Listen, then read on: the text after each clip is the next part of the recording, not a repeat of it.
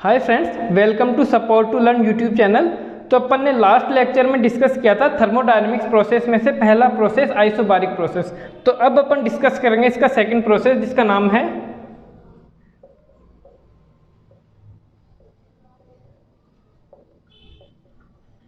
Isochoric process. Isochoric process में क्या होता है, volume is equals to constant और आइडियल गैस इक्वेशन जो होती है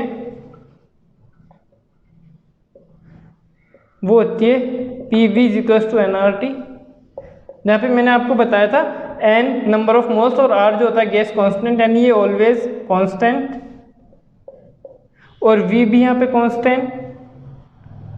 तो यहाँ से अपने पास एक रिलेशन आ जाता है P is directly proportional to T, या इसको मैं लिख सकता हूँ P upon T is equals to constant. और इस रिलेशन से मैं लिख सकता हूँ P1 upon T1 is equals to P2 upon T2, और इसकी दूसरी फॉर्म होती है P1 T2 is equals to P2 T1।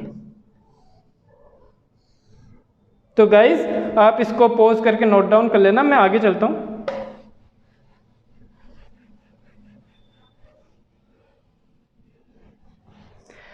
अब अपन देखते हैं इसका इंडिकेटर डायग्राम।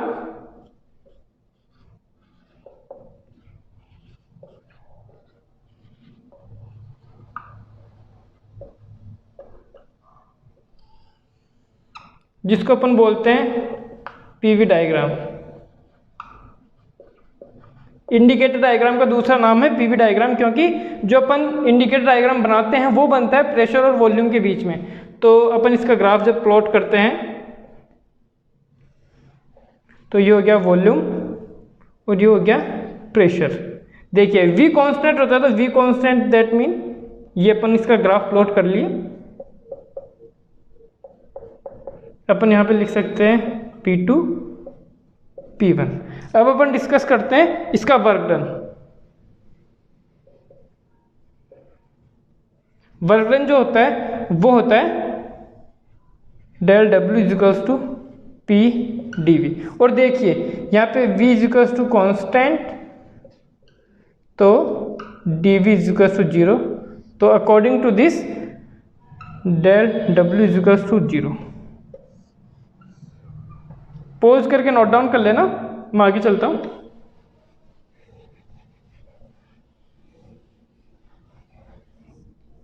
अपन जानते हैं अकॉर्डिंग टू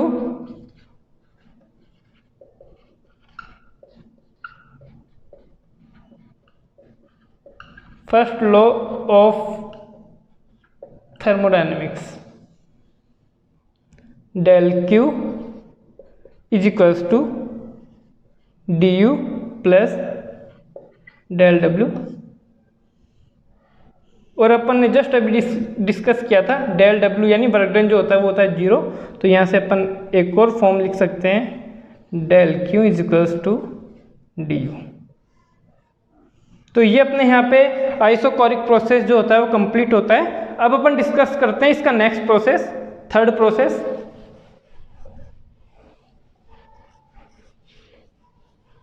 जिसका नाम है आइसोथर्मल प्रोसेस।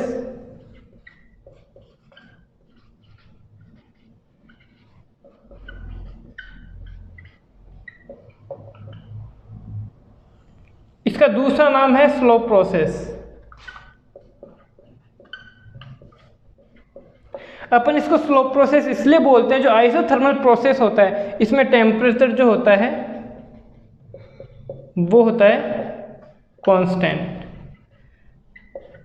और इसको स्लो प्रोसेस इसलिए भी बोलते हैं, जो टेम्परेचर होता है जब वो चेंज होता है तो वो बहुत धीरे धीरे चेंज होता है, तो इसलिए इसको स्लो प्रोसेस भी बोलते हैं। तो अपन जानते हैं ideal gas equation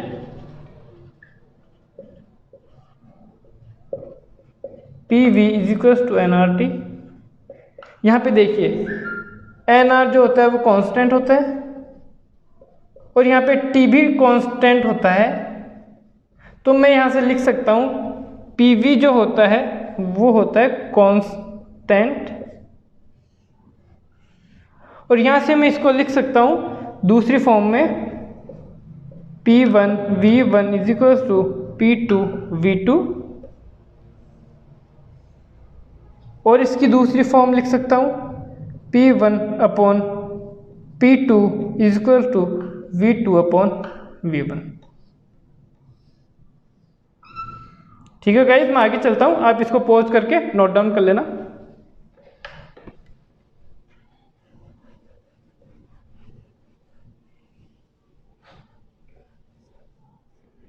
work done.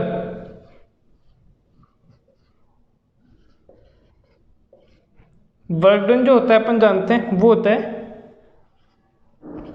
dW is equals to PdV, और W इज इक्वल्स टू यहाँ पे जो वॉल्यूम होता है वो होता है V1 से V2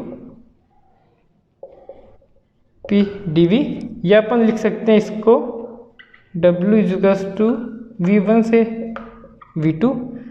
देखिए PV is equals to nRT, तो P nRT अपॉन V, तो यहां से मैं इस वैल्यू को पुट करके यहां पे रखता हूं nRT अपॉन V dV, और या मैं इसको लिख सकता हूं W इज इक्वल टू, देखिए अपने को वॉल्यूम के रेस्पेक्ट में इंटीग्रेशन करना है, यानी nRT, ये तीनों कांस्टेंट हो गए, तो इसको मैं बाहर ले लेता हूं nRT इंटीग्रेशन V1 से V2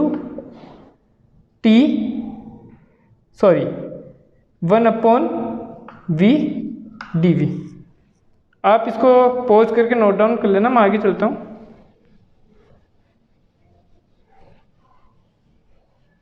अब मैं इस इक्वेशन को लिख सकता हूं जो मैंने लिखी है W equals to nRT integration V1 से V2 1 अपॉन V dV।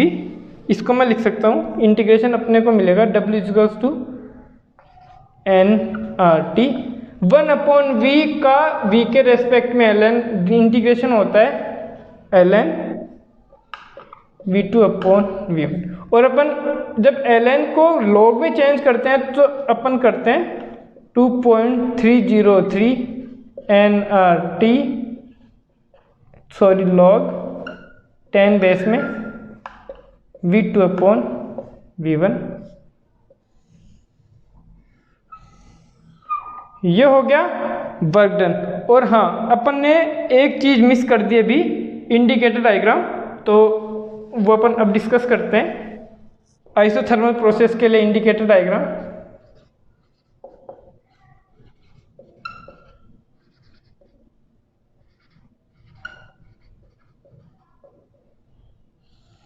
इसका जो अपन ने रिलेशन निकाला था PV इक्वल्स टू कांस्टेंट, यानी P proportional to 1 upon V।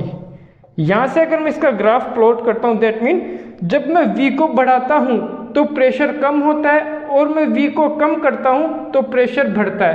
That mean यहाँ से जो मैं ग्राफ यहाँ से इसका प्लॉट करूँगा प्रेशर और वॉल्यूम के बीच में, यानी इसको मैं बोल सकता हूँ PV डायग्राम, जो मैंने आपको भी बताया था थोड़ी देर पहले।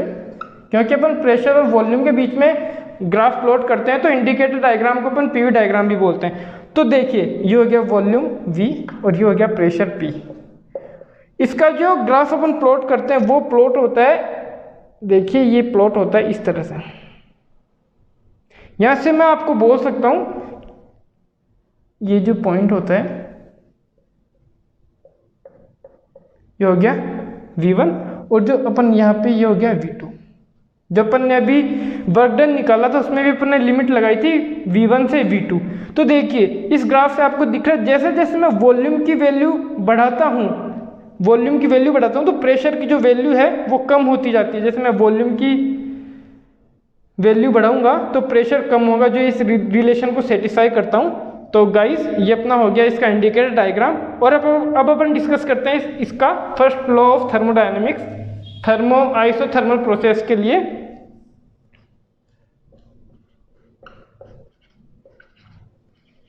फर्स्ट लॉ ऑफ थर्मोडायनेमिक्स क्या बोलता है? Del Q is equals to du plus del W. यहाँ से अपने को पता है टेम्परेचर जो होता है वो होता है कांस्टेंट, और जो U होता है इंटरनल एनर्जी वो ऑलवेज टेम्परेचर का फंक्शन होती है, यानी यहाँ पे T कांस्टेंट होता है। तो T कांस्टेंट होता है तो जो du होगा वो होगा 0। तो मैं यहाँ से लिख सकता हूँ del Q is equals to 0 हो गया du, तो डेल W हो गया इज इक्वल्स टू, यानी अपन जो यहाँ पे जो हीट में जो भी चेंजेस होता है वो पूरा वर्क डन में चेंज हो जाता है। तो थैंक यू गाइस, ये अपना कंप्लीट होता है आइसोथर्मल प्रोसेस जिसको बोलते हैं स्लो प्रोसेस। तो अपन इसके नेक्स्ट वीडियो में मिलते हैं एडियाबैटिक प्रोसेस, जो बहुत इंपॉर्टेंट प्रोसेस है एग्जाम के अकॉर्डिंग। तो आप अगले वीडियो में जरूर इसको डिस्कस करेंगे अपन adiabatic process. Thank you guys, अगर आपको मेरा वीडियो पसंद आया हो तो इसको लाइक करें, ज़्यादा से ज़्यादा सब्सक्राइब करें और शेयर करें। Thank you friends.